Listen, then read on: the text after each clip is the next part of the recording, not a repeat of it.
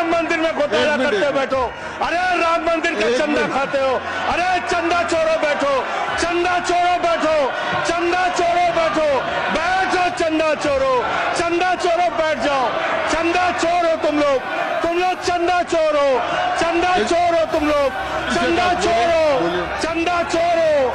सदस्य ने चंदा चोरी किया ना, राम का पैसा खाया करने वाले राम का पैसा खाया सर इन्होंने, राम मंदिर का पीछे राम मंदिर में चंदा चोरी किया इन्होंने, चंदा चोर है सर ये लोग। जब मैं आपसे सुनता हूं तो मुझे लगता है कपिल शर्मा कॉमेडी सर्कस में बोल रहा है। आप मुसलमानों का भला कर रहे हैं, आप मुसलमानों का भला कर रहे हैं। दोनों सदन में एक भी सदस्य, दोनों सदन में सिर्फ एक सदस्य गुलाम अली को छोड़ के एक भी सदस्य आपका मुसलमान नहीं है। आप मुसलमानों का भला कर रहे हैं, आप मुसलमानों का भला कर रहे हैं। अरे सुनना सीखो पहले। आपको लोकसभा के चुनाव में मात्र 36% वोट मिला है। इस देश की 64% आबादी आज भी आपके खिलाफ है, आज भी आपके खिलाफ खड़ी है।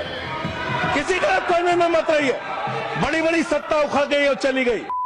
धन्यवाद मान्यवर, आपने एक अत्यंत महत्वपूर्ण बिल पे मुझे अपनी बात कहने का मौका दिया। मैं जैसे उदय प्रताप जी की चंद पंक्तियों से अपनी बात शुरू करूंगा। न मेरा है न तेरा है, ये हिंदुस्तान सबका है, नहीं समझी गई ये बात तो नुकसान सबका है। न तेरा है न मेरा है, ये हिंदुस्तान सबका है, नहीं समझी गई ये बात तो नुकसान सबका है। जो आकर मिल गई इसमें वो दिखलाई नहीं देती, जो नदियां मिल गई इसमें वो दिखलाई नहीं देती। महासागर बनाने में मगर एहसान सबका है, महासागर बनाने में मगर एहसान सबका है। मान्यवर, हम लोग बचपन से एक शब्द सुनते आए, सरकार माई बाप। सरकार माई बाप यानी कि जो सरकार होती है वो लोगों की माई बाप होती है, मां की तरह ख्याल रखती है, पिता की तरह ख्याल रखती है। लेकिन अगर कोई सरकार अपने बच्चों को उसका गला घोटने पे उतारू हो जाए तो वो फिर सरकार निष्पक्ष सरकार नहीं है, नहीं है मान्यवर। वो सौतेली मां है, वो सौतेली मां है, उसका व्यवहार सौतेला है। और आज आप जो काम कर रहे हैं इस बिल के माध्यम से, आप बाबा साहब डॉक्टर भीमराव अंबेडकर जी के द्वारा लिखे गए संविधान की हत्या कर रहे हैं। और ये बात मैं इसलिए कह रहा हूं कि बाबा साहब डॉक्टर भीमराव अंबेडकर जी ने संविधान की धारा 26 में लिखा, धार्मिक मामलों के प्रबंधन की स्वतंत्रता, धार्मिक एवं धर्मार्थ उद्देश्यों के लिए संस्थाओं की स्थापना एवं रखरखाव करना, धर्म के मामलों में अपने स्वयं के मामलों का प्रबंधन करना, चल एवं अचल संपत्ति का स्वामित्व एवं अधिग्रहण करना तथा ऐसी संपत्ति का कानून के अनुसार प्रशासन करना। यह अधिकार आपने नहीं दिया, यह अधिकार किसी भारतीय जनता पार्टी के लोगों ने नहीं दिया। यह अधिकार बाबा साहब डॉक्टर भीमराव अंबेडकर जी के द्वारा लिखे गए भारत के संविधान ने दिया मान्य। और आप उस संवैधानिक अधिकार को छीन रहे हैं एक गैर संवैधानिक बिल लाके। क्या क्या लिखा इस कानून के अंदर आपने, किस तरीके से आपने इस संविधान की हत्या करने का काम किया। आप बड़ी बड़ी बातें कर रहे हैं, यह सरकार कह रही है कि ये कानून हम मुसलमानों के भले के लिए आ रहे हैं। जब मैं आपसे सुनता हूं तो मुझे लगता है कपिल शर्मा कॉमेडी सर्कस में बोल रहा है। आप मुसलमानों का भला कर रहे हैं, आप मुसलमानों का भला कर रहे हैं। दोनों सदन में एक भी सदस्य, दोनों सदन में सिर्फ एक सदस्य गुलाम अली को छोड़ के एक भी सदस्य आपका मुसलमान नहीं है। आप मुसलमानों का भला कर रहे हैं, आप भी मुसलमानों का भला कर रहे हैं। पूरी सरकार में एक मंत्री आपका मुसलमान नहीं है, आप मुसलमानों का भला कर रहे हैं। दो नेता अपने घरों में आपने बैठा दिया, मुख्तार अब्बास नकवी, शहनवाज हुसैन, दोनों की राजनीति आपने खत्म कर दी। आप मुसलमानों का भला कर रहे हैं, आप मुसलमानों का भला कर रहे हैं, आप मुसलमानों का भला कर रहे हैं। अरे सुनना सीखो पहले। मान्यवर, मैं इनके इस कानून में क्या क्या लिखा हुआ है, क्या क्या कहा है इन्होंने। बैठ जाएं कृपया, गुलाम अली बैठ जाएं। धार्मिक संपत्तियों को ये बिल कब्जा करने की नापाक कोशिश है। और धार्मिक संपत्तियों को कब्जा करने के लिए सदन में इतनी शांति है कि आराम से आप बोलोगे। आराम से बोल रहा हूं सर। आप बैठे तो आपको देख के वैसे ही आराम आ जाता है, आपको देख के मैं वैसे ही आराम में रहता हूं सर। आप जब आपका संरक्षण है तो आराम से ही बोल रहा हूं। बोलिए। मान्यवर, धार्मिक संपत्तियों को कब्जा करने की यह कोशिश है, इसलिए इस बिल पर न हिंदू को खुश होना चाहिए, न सिख को खुश होना चाहिए, न ईसाई को खुश होना चाहिए, न जैन को खुश होना चाहिए, न बौद्ध को खुश होना चाहिए, क्योंकि नंबर सबका आएगा। और आज वक्फ की संपत्तियां कब्जा करके आप अपने दोस्तों को देंगे, कल गुरुद्वारे की संपत्तियां कब्जा करके आप अपने दोस्तों को देंगे, फिर चर्चों की संपत्तियां कब्जा करके आप अपने दोस्तों को देंगे, फिर बौद्धों की संपत्तियां कब्जा करके आप अपने दोस्तों को देंगे, फिर जैनों की संपत्तियां कब्जा करके आप अपने दोस्तों को देंगे, फिर मंदिरों की जमीनें कब्जा करके आप अपने दोस्तों को देंगे। आप तो वो लोग हैं जिन्होंने प्रभु श्री राम के मंदिर में भी घोटाला किया। मान्यवर, प्रभु श्री राम के मंदिर के जमीन में घोटाला किया। मैं कागज दूंगा सर, मैं कागज दूंगा। ये लोग राम मंदिर में घोटाला करने वाले लोग हैं, राम मंदिर की जमीन का चंदा खाने वाले लोग हैं सर। ये लोग 2 करोड़ की जमीन 5 मिनट में 18 करोड़ में बेची सर इन लोगों ने। 16.5 करोड़ का घोटाला किया, 18.5 करोड़ में जमीन बेची। ये राम मंदिर में घोटाला करने वाले लोग हैं सर। मान्यवर,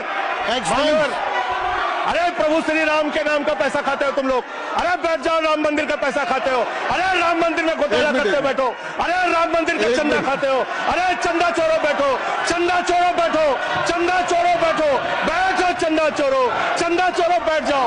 चंदा चोरो तुम लोग चंदा चोरो, चंदा चोरो तुम लोग, चंदा चोरो, चंदा चोरो, चंदा चोरो बैठो। 1 मिनट को प्लीज। चंदा चोरो बैठो। गजेंद्र सिंह जी, सदस्य ने चंदा चोरी किया इन्होंने, राम का पैसा खाया, करने वाले प्रभु श्री राम का पैसा खाया सर इन्होंने। राम मंदिर का पीछे, राम मंदिर में चंदा चोरी किया इन्होंने, चंदा चोर है सर ये लोग। इन्होंने प्रभु श्री राम का चंदा खाया, कृपया बैठ जाए, चंदा चोरी किया सर। कृपया बैठ जाए।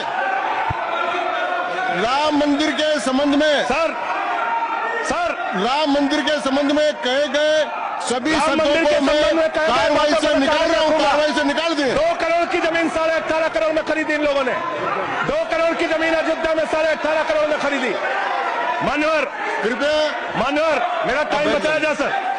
मान्यवर, टाइम पॉज कीजिए सर, टाइम पॉज कीजिए, बैठाइए इनको। पॉइंट ऑफ ऑर्डर चलाओ sir. I am not dealing sir. Point of order Bhupendra Yadav, please sit down.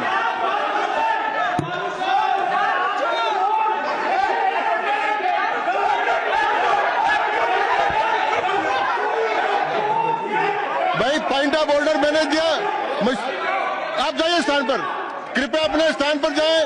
मैंने व्यवस्था का प्रश्न उठाने का मौका दिया भूपेंद्र जी यादव को। आप सब लोग अपने स्थान पर जाएं, कृपया अपने स्थान पर चले जाएं, कृपया अपने स्थान पर जाएं, कृपया बैठे। मैंने भूपेंद्र जी, कृपया बैठ जाए, कृपया। श्री भूपेंद्र यादव सर, मैं पहले Bhupendra ji, yes sir, Bhupendra Yadav sir, Madan ji Rathore, कृपया बैठ जाए सर। ये कृपया, मैंने भूपेंद्र जी यादव को व्यवस्था का प्रश्न उठाने की अनुमति दी है, लेकिन मैं पहले बता दूं कि राम मंदिर के बारे में जो कुछ इनको कहा मैंने उसको एक्सपेंस कर दिया है, वो कार्रवाई का हिस्सा नहीं है। आप बोलिए सर।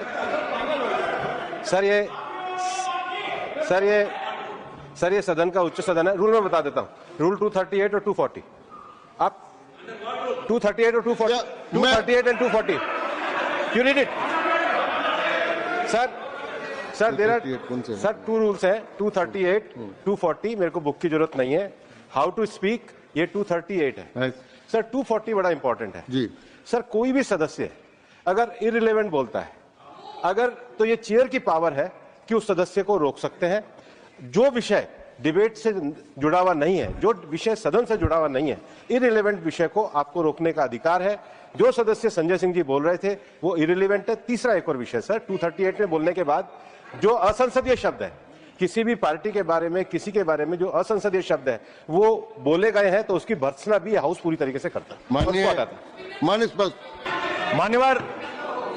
मान्यवर, आपने कहा कि इससे आप पिछड़े मुसलमानों का भला करने जा रहे हैं। सुनने में बहुत अच्छा लगता है कि आप पिछड़े मुसलमानों का भला करने जा रहे हैं। आपने इसमें कहा कि आप महिलाओं का भला करने जा रहे हैं। सुनने में बहुत अच्छा लगता है कि आप महिलाओं का भला करने जा रहे हैं। लेकिन ये सरकार, और यहां पे इस समय मंत्री जी नहीं है, मैं उनसे पूछना चाहता हूं, आप देश को और सदन को गलत जानकारी क्यों दे रहे हैं? मानवर, 2013 के वक्फ बिल में जो भारतीय जनता पार्टी की सहमति और सहयोग से पास हुआ, उसमें भी महिलाओं के लिए आरक्षण था।